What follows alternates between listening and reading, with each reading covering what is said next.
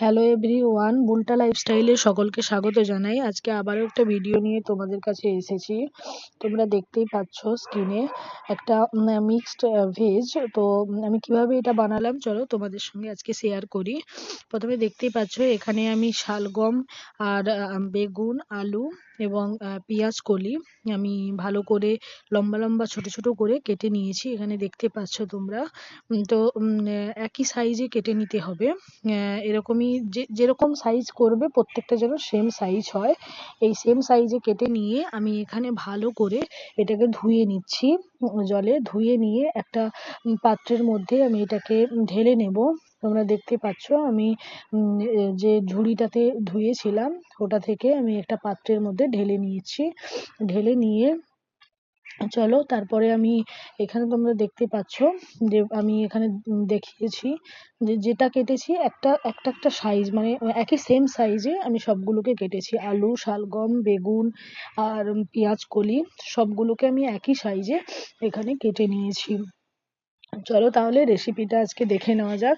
প্রথমে আমি এখানে কড়াইয়ে তেল নিয়েছি, সরষের তেল।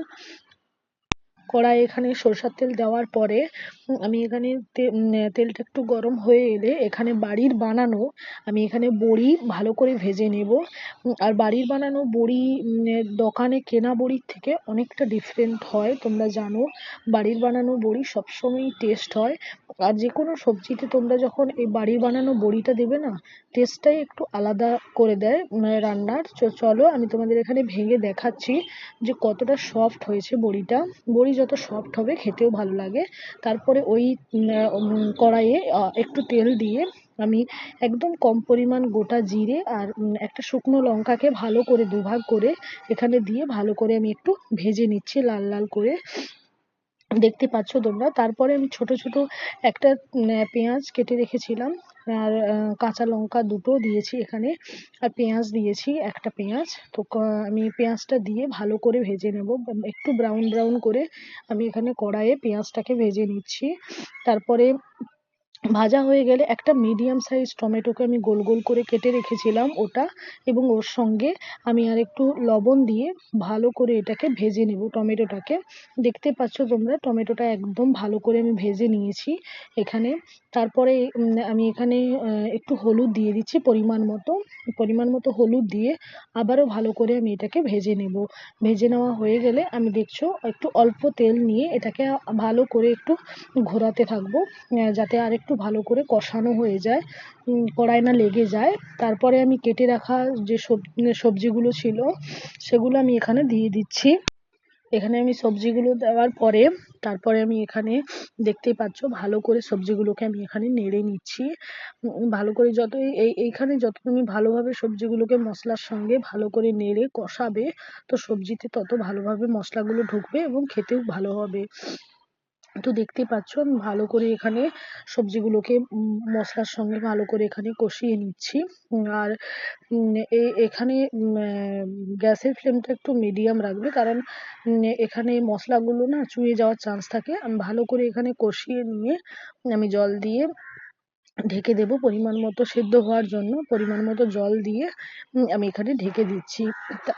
তারপরে তোমরা দেখতেই পাচ্ছ যে সেদ্ধ হয়ে যাওয়ার পর আমি ঢাকনাটা খুলে এখানে দেখে নিচ্ছি যে সেদ্ধটা হয়েছে কিনা। একদম প্রপারলি সবকিছু সেদ্ধ হয়ে গেছে আর আমার রান্না এখানে একদম কমপ্লিট। আগে থেকে ভেজে রাখা যে বড়িটা ছিল সেটা ভালো করে ভেঙে আমি রেখেছিলাম সবগুলো।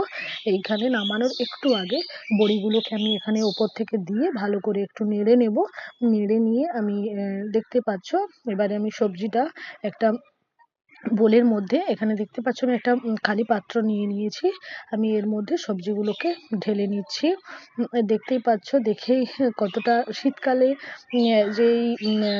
যে সব কিছু সবজি দিয়ে যে রান্না, এটা দেখলেই খেতে ইচ্ছে করে। আমার তো খুবই ভালো লাগে। দেখতেই পাচ্ছ আমি এখানে ঢালার সময়ই আমার মনে হচ্ছিল যে কতটা ভালো হয়েছে। তো আমি এখানে ঢেলে নিয়ে ওপর থেকে একটু ধনেপাতা কুচি আমি এখানে ছড়িয়ে দেব। আর তারপরে দেখতে পাচ্ছ আমি এখানে ধনেপাতা কুচি ওপর থেকে ছড়িয়ে নিচ্ছি। জলের মধ্যে হাতের মধ্যে এগুলো লেগে গেছে তাই ছাড়ছে না। তো আমি এখানে ওপর থেকে ভালো করে ধনেপাতা কুচিটা দিয়ে আমার এখানে এই রান্না কমপ্লিট। তোমরাও বাড়িতে এটা বানিয়ে খেতে পারো, খুবই সুস্বাদু হয়। চলো, আমার রান্নাটা ভালো লাগলে আমার চ্যানেলটা সাবস্ক্রাইব করো, লাইক করো এবং শেয়ার করো। চলো টাটা, আবার একটা ভিডিও